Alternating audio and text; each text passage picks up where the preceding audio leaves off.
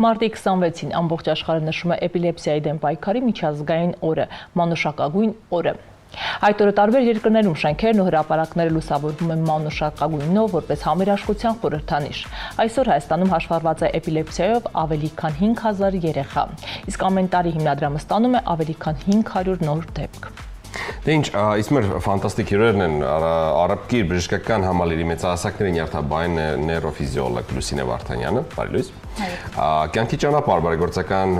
ՀԿ-ի հիմնադիր եւ ղեկավար Ելենա Բաղդասարյանը, որը արդեն ունեցել ենք հնարավորություն շփվելու, բարի լույս, եւ հոգեբանական աջակցության ծրագրերի ղեկավար Մարիամ Արզումանյանը, բարի լույս։ Ինչպե՞ս եք։ Հիանալի։ Այս որ նայում եմ այս սենց մարդիկ են կանգնած շատ կարևոր գաղափարի շուրջ եւ համախմբվել են իր բոլոր ուժերը, գիտելիքը, հնարավորությունները մի կետում են համախմբել, ես կարծում եմ, որ անհնարին ոչինչ չկա այս կյանքում։ Համաձայն եք։ Լիովին։ Շնորհակալություն ձեր էներգիայի համար։ Եվ առաջին հերթին կուզեմ Լուսինե ջան, խոսենք ձեզ հետ, հա։ Ես ինչպես հասկանում եմ, թվերը, այսինքն ոչ թե նվազում են, այլ գնալով ավելի բարձրանում են։ Այսինքն դիմողները, երեխաները, ովքեր որ ունեն էպիլեպսիա, ավելի շատանում են։ Նախ ինչու՞մն է խնդիրը եւ արդյոք, օրինակ, այս տարի մենք ունենք թեկուզ եթե փոքրիկ, բայց հաղթանակներ, առաջ քայլեր։ Շնորհակալ եմ մեզ հրավիրելու եւ այս կարևոր հարցը բարձրաձայնելու առիթ տալու համար։ Կուզեմ նշել, որ էպիլեպսիան տարիների ընթացքում ստաբիլ տարածվածություն ունի, որը 1-ից 2% է կազմում ամբողջ աշխարհում, այդ թվում նաեւ Հայաստանում։ Սակայն մարդկանց աշխատանքի, այդ թվում նաեւ մեր հասարակական կազմակերպության, մեր բժիշկների աշխատանքի շնորհիվ փորձում ենք այնպես անել, որ ամոթ չլինի բարձրաձայնելը, դիմելը եւ դրա հաշվին է ավելանում մարդկանց քանակը դիմելիությունը։ Իրականում դեռևս մեզ դիմող եւ մեծահասակ եւ երեխա պացիենտները այնքան չեն, ինչքան որ ակնկալվում է, որ կան Հայաստանում։ Եթե նայենք համաշխարհային ստատիստիկայի թվերին, մոտ 15000 պացիենտ պետք է լինի Հայաստանում էպիլեպսիայով։ Այսինքն պացիենտներ կան, որոնք թաքցնում են դա։ Թաքցնում են, չեն դիմում, չեն ցանկանում հաշվառվել, չնայած դա բավական առավելություններ է իրենց տալիս ախտորոշման, դեղորայքի հասանելիության, բայց գերադասում են թաքցնել։ Երբեմն էլ տարբեր միջավայրերում մարդիկ թաքցնում են հիվանդությունը, նույնիսկ չգիտեն, որ էպիլեպսիա իրենց մոտ, մտածում են չոր հոգեբուժական խնդիր է, այն հին հավատալիքներից եկած չար ոգի, սատանա, այդպիսի բաներ եւ թաքցնում են այդ ամեն ինչը, որպեսզի հայտնի չլինի իրենց միջավայրում, հատկապես եթե փոքր է այդ միջավայրը ու բոլորը բոլորին ճանաչում են։ Խոսում եք թաքցնելու մասին, այստեղ փաստորեն նաև կա հանրային ընկալման խնդիրը, որովհետև մարդը ինչու է թաքցնում, մտածում է հանրությունը այլ կերպ պետք է ընկալի։ Դիտում էինք նաև տեսահոլովակը եւ այս արշավը թերևս միտված է նաև հանրայնացմանը, մի թաքցրեք։ Իրականում ձեր կողքին բժիշկներ են ու հանրություն, որը պետք է ընկալի մարդուն այնպեսին, ինչպեսին նա կա։ Այո, մի լրեք, որովհետև լրելն է հենց ամոթ եւ ինչ են թաքցնում մարդիկ։ Թաքցնում են, որովհետև մտածում են, որ հասարակությունը իրենց չի ընդունի, կպիտակավորի, կմատնանշի եւ դա այդպես էլ կատարվում է, բայց շարունակվելու է այնքան, ինչքան մենք լրելու ենք։ Եվ պարզ է, որ իրազեկման արշավի նպատակը այն է, որպեսզի տեղեկատվություն տարածենք մեր հասարակության մեջ, իրազեկենք եւ բացատրենք, որ էպիլեպսիան բուժելի հիվանդություն է, բուժվում է մինչեւ 70% դեպքերում, ամոթ չէ, վարակիչ չէ, հոգեբուժական հիվանդություն չէ եւ այդքան պետք է խոսենք այդ թեմայով, մինչեւ մեր հասարակությունը դա որպես հիմք չընդունի։ Ինձ գիտեք ինչն է հետաքրքիր, ես մտածում եմ կյանքի ճանապարհը դա արդեն մեծ ճանապարհ ունի անցած ու արդյոք այս տարիներին, այս ժամանակի ընթացքում համայնք չի ձևավորվել, որովհետև իմ կարծիքով շատ կարևոր է, երբ որ երեխաները իրար հետ շփվեն, մեկը մեկի հետ, ասին իմ մոտ այսպես է դրսևորվում, ես այսպես ու իրենք տեսնելով իրենք միայնակ չեն, իրենցպես էլի կան ու դա շատ նորմալ է ու ամեն ինչ հաղթահարելի է ու նաև ծնողների շփումը, փորձի փոխանակումը ու ինչ որտեղ իրենց ավելի բացել ու ավելի ազատ ու հանգիստ զգալը, դա ամենամեծ իմ կարծիքով ձեռբերումը կլինի։ Ունենք համայնք ձևավորված թե ոչ, չունենք եւ դա մեր ամենամեծ երազանքն է, ունենալ համայնք ծնողների, որտեղ ծնողները իրար հետ գոնե կշփվեն ազատ եւ իրար օգտակար կլինեն, բայց մենք ունենք հակառակ երևույթը, երբ ծնողները նույնիսկ իրենց խմբում, որը փակ խումբ է, շփվում են իրար հետ անանուն։ Եվ դա ես համարում եմ, չգիտեմ, անբացատրելի երևույթ Ես երբեք դա չեմ ընդունի եւ չեմ հասկանա,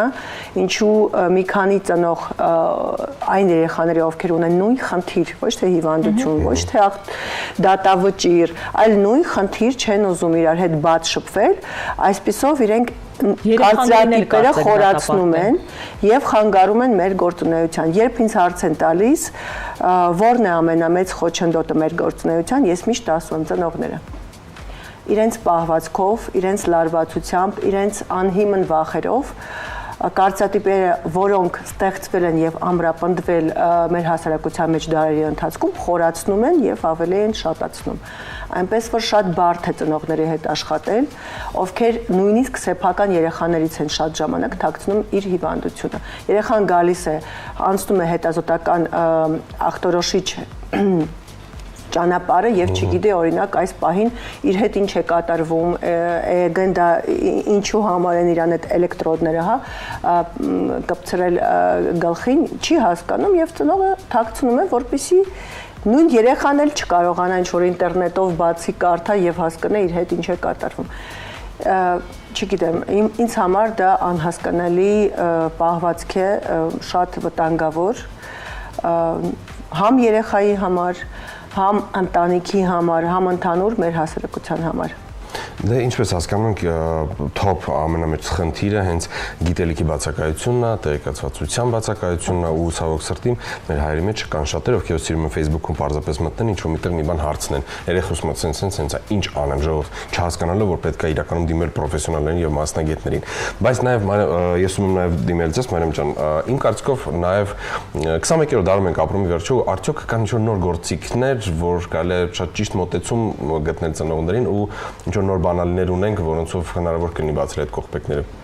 Իրականում հայկական հասարակության մեջ մի փոքր ավելի դժվար է, քանի որ հնուց ամրապնդված շատ այդպիսի դրած վարքագիծ կա, որը շատ դժվար է փոխել, բայց մենք փորձում ենք, մենք այս պահին ունենք շատ մեծ ծրագրեր, որոնք անում ենք, հենց նույն flash mob-ը, որը անում ենք այս պահին, My 26 Seconds արշավը, ինքը շատ մեծ ազդեցություն կարող է ունենալ հասարակության վրա։ Քանի որ flash mob-ը ներկայացնում է Իրանից տարբեր հանրահայտ մարդիկ, այս պահին հանրահայտ, հետագայում նաև պլանավորում ենք, որ ամբողջ հայությունը, եթե ուզենա, ներգրավի այս արշավին։ Այո, այս պահին ինչու հայտնիներ, քանի որ նրանց լսարանը մեծ է ու իրանք կարող են ինչքան հնարավոր է շատ ինֆորմացիա ու ճշգրիտ ինֆորմացիա տարածեն։ Իրանք նկարում են տարբեր տեսահոլովակներ, որտեղ պատմում են, որ էպիլեպսիան դատավճիռ չէ։ Այն բուժվում է, այն վարակիչ չէ ու հոգեբուժական ախտորոշում չի, ինչքան որ շատ մարդիկ դրա մասին մտածում են, բայց ընդհանրապես դա հոգեբուժության հետ կապ չունի։ Ու այդ արշավը շատ մեծ հույս է տալիս մեզ, որ հետագայում շատ լիքը բաներ կփոխվեն մեր հասարակության մեջ։ Իսկ հոգեբանության առումով կարող եմ ասել, որ այս բանը մենք ունենք հոգեբանական աջակցություն մեր հիմնադրամում, որը Իրանից ներկայացնում է տարբեր ծրագրեր, որի ընթացքում կարող են եւ երեխաները հավաքվել եւ ծնողները ըստ իրենց ցանկության։ Այսինքն մենք պահում ենք ընդհանուր կոնֆիդենցիալություն, նրանք կարող են ապագայում նաեւ հավաքվել խմբերով, եթե ցանկանան, մենք այդ ամենը կարող ենք կազմակերպել։ Ուղղակի դեռ հասարակությունը այդքան էլ պատրաստ չի ընդունել այդ փաստը, ինչպես Ելենան նշեց, շատերը թաքցնում են ու շարունակում են նույնիսկ այն մարդիկ, ովքեր գիտեն, որ դիմացինը ունի էպիլեպսիա, շարունակում են թաքցնել։ Իսկ ինչ ախտանշաններ չասեմ, բայց ինչպիսի այսպես վարքային դրսևորումներ պետք է ծնողը տեսնի երեխաների մոտ վաղ տարիքում, որքան հիվանդությունը վաղ տարիքում ես տեսնում, այնքան նրա բուժումն էլ ավելի հեշտ, պետք է հասկանա ծնողը, որ դեպքում ձեզ դիմի, ինչպիսի այսպես վարքային դրսևորումներ պետք է նկատի երեխայի մոտ, որ վաղ տարիքում ամեն դեպքում ձեզ դիմի բժիշկներին։ Քանի որ ես մեծահասակներին արդաբան եմ, կուզեմ շեշտել, որ էպիլեպսիայով կարող են տառապել, հիվանդանալ բոլոր տարիքի մարդիկ, չկա այնպիսի բան, որ ինքը պետք է սկսվի պարտադիր մանկական տարիքում, պարտադիր պետք է լինի ժառանգական, եթե ընտանիքում չի եղել, ապա հնարավոր չի, որ որևէ մեկը ունենա այդ հիվանդությունը։ Ցավոք սրտի եւ սեռային եւ տարիքային բավական sense հավասարաչափ բաշխվածություն ունի ու ոչ ոք չգիտի իր հետ ապագայում նույնպես հնարավոր է լինի էպիլեպսիա, թե ոչ։ Նոպաները շատ տարբեր են, տասնյակ տեսակներ կան նոպաների, այդ պատճառով եւս պետք է հաշվի առնել, որ երբ որ խոսում ենք մեկի մասին, ով ծանր վիճակում է գտնվում, մյուսի էպիլեպսիան կարող է շատ թեթև լինել, կարող է տարիքային սինդրոմ լինել, այսինքն որոշակի տարիներ անհանգստացնի պացիենտին, դեղորայքային բուժում ստանա կամ երբեմն նույնիսկ կարող է անհրաժեշտ չլինել դեղորայք եւ ինքնուրույն տարիքի հետ անցնել։ Որոշ դեպքերում վիրահատական ճանապարհով է հնարավոր լուծում տալ հարցին, այս դեպքում իհարկե ինչքան շուտ ախտորոշում, այնքան ավելի լավ արդյունքներ եւ ավելի մեծ հնարավորություն հետագա կյանքը ապրելու առանց դեղերի։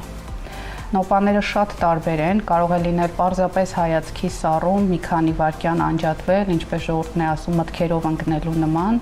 կարող են լինել այն ֆիլմերում հայտնի նոպաները, երբ որ մարդը ամբողջ մարմնով ձգվում է, ընկնում գետնին, սկսում ցնցվել, կարող են լինել էլի բացարձակ աննկատ նոպաներ, երբ որ օրինակ աջ ձեռքն է, ասենք, միայն թմրում մարդու մոտ, մենք կարող ենք այսպես խոսել, ենթադրենք ինձ մոտ լինի, ես գիտեմ, որ դա իմ նոպան է, մի քանի վայրկյան լինի անցնի, դուք նույնիսկ չեք էլ զգա, որ դա ինձ անհանգստացնում է։ Շատ լավ։ Ես կուզեի խոսենք այսօր, եթե այսօր անելիքներ ունենք, ծրագրեր ունենք եւ իհարկե կյանքի ճանապարհի առաջիկա անելիքների մասին խոսենք։ Այս տարի մենք ամբողջ մեր էներգիան, ուժերը ուղղել ենք իրազեկման ծրագրերի վրա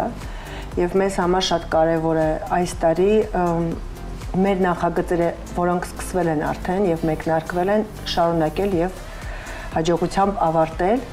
Նախագծերից մեկի մասին Մարիամը արդեն պատմեց, դա ֆլեշմոբն է մեր, որը վիրուսային է դառնում եւ դա մեզ շատ է ուրախացնում եւ ոգեվորում։ Իսկ երկրորդ շատ կարեւոր նախագիծը դա տրեյնինգներ անցկացնել բոլոր հասարակական վայրերում, օրինակ թանգարաններում, գրադարաններում, սրճարաններում, ռեստորաններում, սպորտ ակումբներում, դպրոցներում եւ ամենուր, որտեղ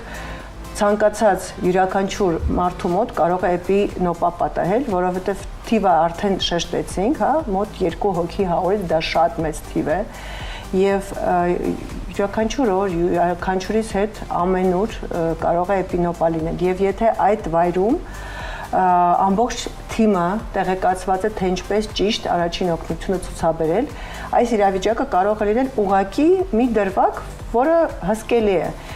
ոչ թե արտակարգ իրավիճակ, որը մարդկանց կվախեցնի, իրանք խոչապի կմատնվեն, այլ